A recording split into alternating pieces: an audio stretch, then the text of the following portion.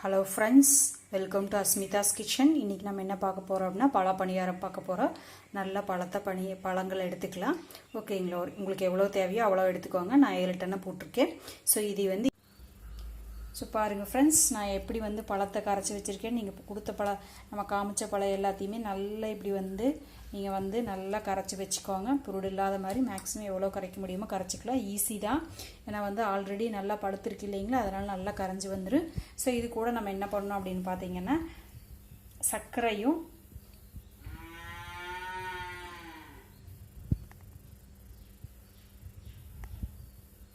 அரிசி மாவு ஆட் பண்ணணும். ஸோ அதை எப்படி பண்ணுறது அப்படின்னு காமிக்கிறேன் நான். ஸோ பாருங்கள், நான் உங்களுக்கு இனிப்புக்கு தகுந்த மாதிரி தான். ஓகேங்களா, ஆல்ரெடி பழம் இனிப்பு தான். ஸோ அளவாக போட்டால் போகுது. ஸோ நான் ஒரு 5 ஸ்பூன் போடுறேன். ஏன்னா நம்ம பழம் அதிகமாக எடுத்துருக்கோம் இல்லைங்களா, ஸோ அதுக்கு தகுந்த மாதிரி போட்டுக்கலாம். ஸோ உங்களுக்கு ரொம்ப ஸ்வீட்னஸ் வேண்டாம் அப்படின்னு கம்மியாக போட்டுக்கலாம். 2 ஸ்பூன் போட்டால் கூட போகுது. ஸோ அது உங்களோட ஸ்வீட்னஸுக்கு தகுந்த மாதிரி தான். ஸோ இதை போட்டு நல்லா நீங்கள் கரைச்சி வச்சுக்கோங்க. ஸோ கரைச்சி வச்சுட்டு நான் காமிக்கிறேன். நல்லா கையில் கலக்கினாலும் சரி, கரண்டியில் கலக்கினாலும் சரி, நல்லா கலங்கிடணும். ஓகேங்களா, ஃபுல்லாக நல்லா இப்படி நல்லா கலக்கிடுங்க. ஸோ அதுக்கப்புறம் உங்களுக்கு ஓரளவுக்கு ஒட்டாமல் வர்ற மாதிரி ஸ்டேஜ் வரைக்கும் நீங்கள் அரிசி மாவு போட்டுக்கலாம். ஒரு சிலர் உங்களுக்கு மைதா போடுவாங்க. மைதா உடம்புக்கு கெட்டது இல்லைங்களா, ஸோ அதனால் நம்ம அரிசி மாவு யூஸ் பண்ணிக்கலாம். ஸோ இது நீங்களே பச்சரிசி மாவு வீட்டில் ரெடி பண்ணிக்கலாம். இல்லை அப்படின்னா கடையிலேயே உங்களுக்கு அரிசி மாவுன்னு விற்கிறாங்க. ஸோ அந்த பேக்கெட்டை கூட வாங்கி யூஸ் பண்ணிக்கலாம். ஓகேங்களா, ஸோ பாருங்கள் நல்லா கரைஞ்சிருச்சு. இவ்வளோதான். ஓகேங்களா, ஸோ இதோட நம்ம என்ன பண்ணிக்கலாங்க, அரிசி மாவு போட்டுக்கலாம். அரிசி மாவு நம்ம இப்படி எடுத்து போடும்போது நம்ம கைக்கு ஒட்டாமல் வரணும். கிள்ளி போடுற பழத்துக்கு வர வரைக்கும் நம்ம என்ன பண்ணுங்க, அரிசி மாவு கலந்துக்கலாம். எண்ணெயில் போட்டு பாருங்கள், ரொம்ப ஒட்டிக்கிற மாதிரி இருக்குது, எண்ணெய் குடிக்கிற மாதிரி இருக்குன்னா கொஞ்சம் அரிசி மாவு கலந்துக்கோங்க, அவ்வளோதான். ஓகேங்களா, ஸோ இது கூட அரிசி மாவு கலந்துக்கலாம். ஸோ பாருங்கள், நான் அரிசி மாவு கலந்துட்டேன். இது நீங்கள் கலக்கி போட்டு பார்த்துட்டும் கூட ஆட் பண்ணிக்கலாம். ஓகேங்களா, ஸோ உங்களுக்கு எடுத்து போடுற பதம் கரெக்டாக வரணும். கிள்ளி போடுற கலவாக இருந்தால் போதும். ஸோ நல்லா கலக்கிக்கோங்க. ஓகேங்களா, ஸோ பத்தலைன்னா நான் மறுபடியும் அரிசி மாவு கலக்கிக்கலாம்.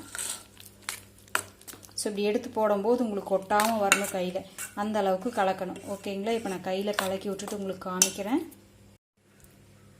ஸோ பாருங்கள், நம்ம அரிசி மாவு போடுறதுக்கப்புறம் கன்சிஸ்டன்சி எப்படி இருக்குன்னு இப்போ ஒட்டாமல் வருது இல்லைங்களா, அப்படியே நல்லா ஒட்டிகிட்டு இருந்துச்சு, இப்போ ஒட்டாமல் வருது. ஸோ இந்த பதத்துக்கு நம்ம போட்டுக்கணும். இது கூட நீங்கள் கொஞ்சம் மணத்துக்காக ஏலக்காய் போடுறனாலும் போட்டுக்கலாம்.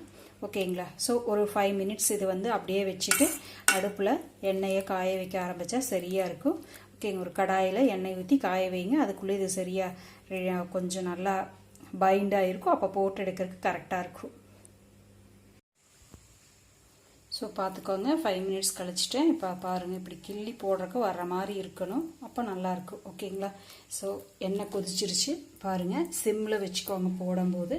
ஸோ இப்படி கையில் எடுத்துகிட்டு லைட்டாக சின்னதாக கிள்ளி போடுங்க.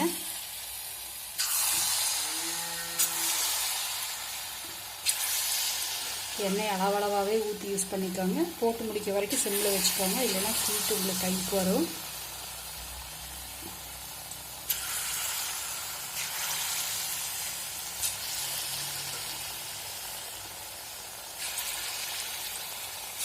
ஸோ இது நல்லா கொஞ்சம் பொல்லுன மாதிரி வரும். ஸோ போதும் நம்மளுக்கு. ஓகேங்களா, ஸோ இந்த அளவுக்கு இருந்தால் போதும்.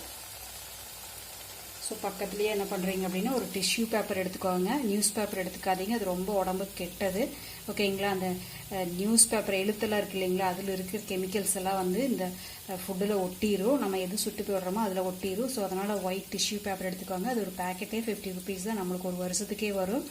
ஓகேங்களா, ஸோ அந்த மாதிரி ஒரு பேப்பர் எடுத்து போட்டு ரெடி பண்ணி வச்சுக்கோங்க. ஸோ இப்போ பாருங்கள், ஓரளவுக்கு எடுக்கலாம். அப்படிங்கிற மாதிரி வந்ததுக்கப்புறம் கொஞ்சம் திருப்பி போடலாம். ஸோ போட்டு முடிச்சதுக்கப்புறம் ஃப்ளேம் அதிகம் பண்ணிக்கோங்க. ஸோ எடுத்துக்கலாம். ஓகேங்களா, அவ்வளோதான். ஸோ நல்லா எண்ணெய் வடிச்சிட்டு இப்போ பாருங்கள் எவ்வளோ பந்தோட்ட சூப்பராக இருக்குது அப்படின்ட்டு. இப்படி கிள்ளி போடுற பதம் வரணும். அது வரைக்கும் கொஞ்சம் மாவை ஆட் பண்ணினீங்க போது. ஓகேங்களா, சூடாக இருக்கும்போது சாப்பிட முடியாது. ஆனால் உள்ள நல்லா ஹீட்டாக இருக்குது. கொஞ்சம் ஆறுனதுக்கு அப்புறம் தான் சாப்பிட முடியும். ஓகேங்களா?